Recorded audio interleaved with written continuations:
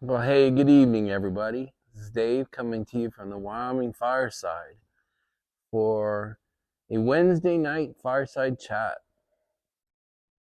So we got a little bit more snow up here this morning. Got 2 or 3 more inches of snow. We're back to being getting a little bit cold. I think we hit a high of 30 up here today. In town was much different.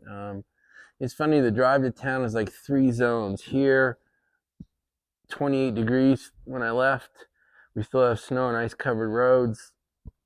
Halfway through the trip, the road is plowed and starting to melt out, and down in town it's bare and dry pavement. All the snow is basically melted away except for where the plows piled it up, and it was about maybe 40 degrees or a little bit more. So anyway, pretty crazy. But we have more cold coming in, so it'll get more winter like than it's been the last couple of days. So anyway, had a good day. Getting my butt kicked in the crypto market. The whole crypto world is in a bit of a dumpster fire right now. So it's just one of those periods where I just got to hold through. This is where you know if you have the balls for crypto or not.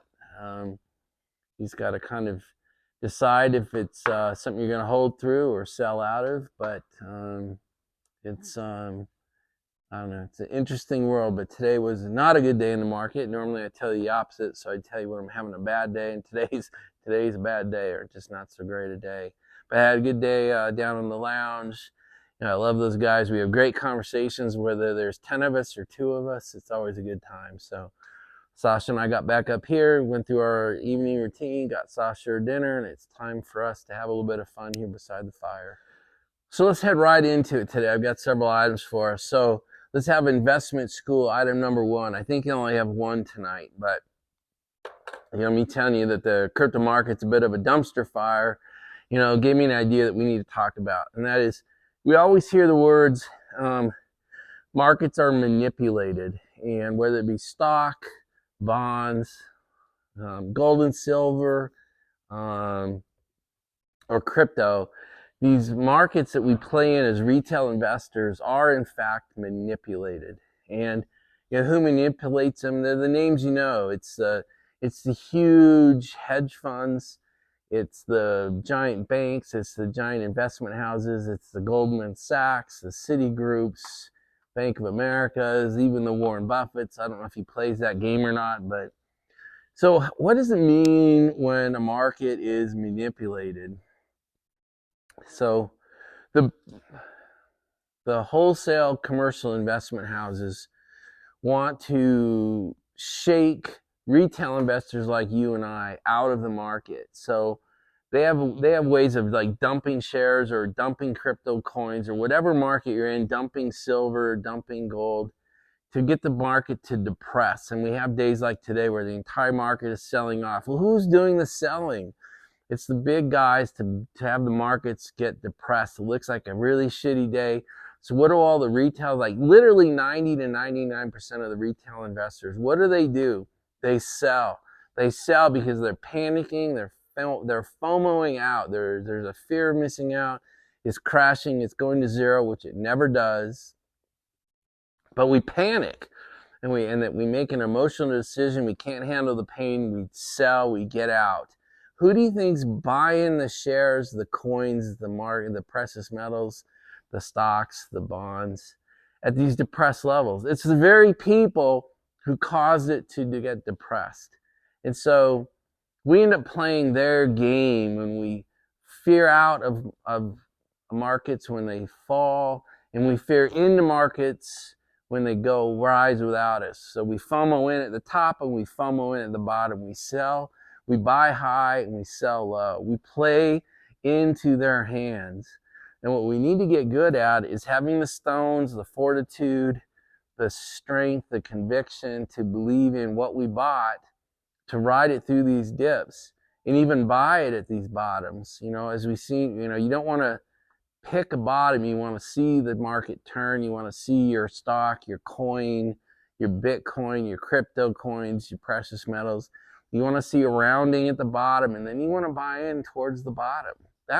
Now you're playing the game the way they play it. You're buying low, and then when it feels the best to own these things, when it's truly at the market top, and you see it start to come off, maybe you sell it. You're selling it at the high point. You're selling it when it feels the best to own it. You feel like the smartest fish in the sea, and you want me to do what? You want me to sell it at that very moment? Yes, in many cases you want to sell when it feels best to own it, and you want to buy it when, what Warren Buffett, I believe, says, when there's blood in the streets. You want to buy things when people think you're an idiot or a moron to buy it. You want to buy it when it feels the worst, when the stock chart or the crypto coin chart looks its worst, might be the absolute best time to get in. You know, it's only emotion that causes us to not want to play the game the way the bigs play it. And those of us that are retail investors, you can play the game with the same emotionless mindset that the bigs play, end up becoming rich. And that's how a lot of people join the one percenters, is you play the big boys games. You buy it when it feels worse to buy it, and you get out when it feels like you're the smartest guy on the planet for owning it, and you take your profits. And we've talked in this channel before about when something blows up in price, take some profits. It doesn't mean you necessarily have to sell out your entire position, but at least take out your original investment, and now you're playing with house money. Or maybe you have so much profit, you take your original investment and some profit off the top and move it and apply it somewhere else, another coin, another crypto coin, or move it to precious metals. I've talked to you about here for weeks about I was taking profit from my gold, and I was sold enough to take profits, not all of my profits, and move those profits, and now I've funded my crypto accounts with gold profits. By the way, gold's at almost an all-time high, so the profits I took out 6 weeks ago are almost back in the account now. So anyway, if you're going to invest at the retail level and you're going to control some or all of your own money, buy when the bigs are buying and sell when the bigs are selling. And that's, you can tell that by how markets move. So buy low and sell high. Try to get the emotional beast out of you as you manage your own money. All right, that's it for investment school tonight. All right, so the rest of this video is going to be CEO school items. I've got a couple. I'm not going to run them all because the video will be an hour long. So I'll do a couple tonight, and then I'll just keep the list running. We'll keep going over the next few nights. So I think we'll do a fireside chat tomorrow night, Thursday night. But Friday night, I have the boys in the lounge, and then I'm going out with a couple guys from town for dinner late. So I probably won't do a Friday night fireside chat. So just giving you a heads up there. So most of these CEO points that I bring up, especially tonight and the next few nights, come from working with actual people. I'm surprised how many of you have reached out to me, and I think it's great. I'm working with you, and as I work with you, I think of other things that we should talk about at CEO school. And I'm working with a guy here in Wyoming who's opened up his own brick and mortar. And working with him brought up a couple of points too. So that's where these points come from. They don't come from a book. They don't come from a textbook. They come from a mixture of my life and my experience and what I find to work and be success, combined with what I'm teaching people that I'm working with directly. So that's where these points come from. Let's see. So the first one, I feel like I repeat myself sometimes, but I guess repetition can be good when we're trying to learn. When you're doing financial planning forward out for your business, the rule I had when I was running my company was I wanted my executives to disappoint me on the first presentation for the following year. I wanted them to underplay revenue and underplay gross margin, the gross margin they were going to contribute to the corporate house. So when we did, so like right now we're actually too late in 25 to do planning for me, but usually September, October we started our planning. What I wanted them to do was plan out their entire year as best they could, but underplay, overestimate vacancies, overestimate vacations, so we could underestimate revenue and underestimate or overestimate salaries of new hires, overestimate raises, overestimate bonuses, so the gross margin or the profitability of their line of business was lower.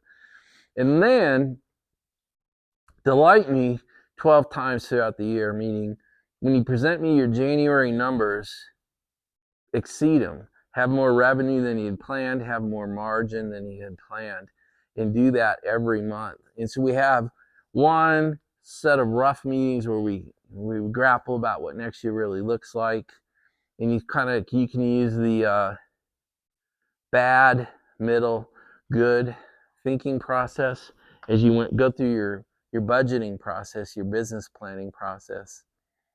Well, this would be a great year if all this happened, and this would be a horrible year if some of the things I hope for don't come to fruition. And let's take a path in the middle.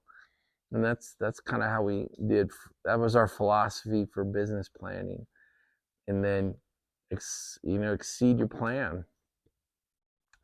And there's a reason for that with human philosophy. Our souls get broken when we miss. When we miss targets month after month after month, that can actually break you as a businessman, break you as a man, as a human being. It can break your spirit. Oh man, I'm never going to make target. I'm going to miss things. So there's two ways to prevent that. One is do a good job planning. Don't over promise and then under deliver. Under promise and then over deliver. The second way is if your plan's wrong and you get a month, 2-3 months in, and it's consistently you just know in your heart you're not going to achieve it, you have to do a replan. You have to take the lessons learned from the first 1, 2, 3 months and flip it over onto the last 8, 9, 10 months and say, well, based on my reality, based on my actuals, I have to replan what's going to happen this year. And sometimes it means you got to step your plan down, and that doesn't feel good. So that's why you want to do a good job planning. Because just as we can break ourselves if we keep lying, if we keep missing targets, missing promises, it breaks you. If you make them, if you attain your goals month after month after month, you grow. You grow spiritually, you grow emotionally, you grow tougher as a business person, you get better at estimating, and you just feel like I'm a better businessman if you're attaining your goals on a consistent basis. So it's a two-edged sword. Good planning, under promise at the beginning, over deliver each month, attain your goals, and you will feel like a businessman. If you do the opposite, you'll be a broken soul by June or July, that's for sure. And if you're running your own business, you just break your own soul. But if you're running a company, you can break those around you. You can break your executives, or if you report to somebody, you'll break their trust in your ability to be trusted. So just do a good job planning and a good job of measuring your actuals and determining if you're on plan or not. It's a critical business skill. Even if you're a one-person company and you own it, you have to get good at this part of the business. And it is not easy. It can take several years to get truly good at this. Don't over-promise, even if it's to yourself. Under-promise, over-deliver. It's the single greatest thing you can do for your spirit as a businessman. By the way, it's also my opinion that works for weight loss, gym, fitness, whatever goals we have in life. Under promise what you're going to accomplish and over deliver on a monthly basis. It will change you as a person. It will make you more confident deep down inside you. All right, CEO business line number 3 tonight, and it'll be our last one. Let's do the one investing in 3 CEO items. It's a lot in one video, and I don't want to make this thing long. I've got 2 more I'll do tomorrow night. So I had a call on the way home tonight with one of my mentees, one of the guys I'm working with. How about that? And the call taught me that a good universal item to talk about is don't take things so personal. In the business world, where you're starting a company, doing your job, working your career, trying to grow your business, whatever it is, don't take things personally. Don't let things absorb through your skin and get vinegar into your insides. You have to toughen up. And something we haven't talked about in a long time is, why is it always me that has to change? It's a fact. If you want something to change, you're the one that's going to have to change. If your job, your business, your startup, whatever you want to call it, is getting inside you and making you sick, making you depressed, making you sad, making you angry when people talk to you inappropriately, you're the one that has to change. You know, the CEO is almost an old crusty bastard, an unfeeling robot, right? That's what CEOs' reputations largely are. Why is that? It's because they had to build a tough outer crust. Things had to bounce off of them. Things could not absorb into them, because when you run a large organization, you have so many things coming at you every single day. There's just problems. Problems multiply with size. And if you allow it to get inside you, it wrecks you as a human being and will eventually make you unsuccessful. You'll talk to people inappropriately. You'll respond inappropriately. You'll lead inappropriately. You'll interact with clients poorly. You'll interact with vendors poorly, because it's all about you. That's what emotion does to us, is it makes it seem like it's about me.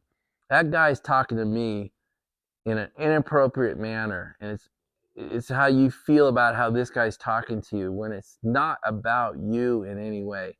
It's about his business, his failing marriage, his kid that he's found out is taking drugs. Who knows what it is, but it's never about you, unless you created it, by the way. But that's generally coming from you taking things personally and then putting poor vibes out into the world. So the third item is toughen up.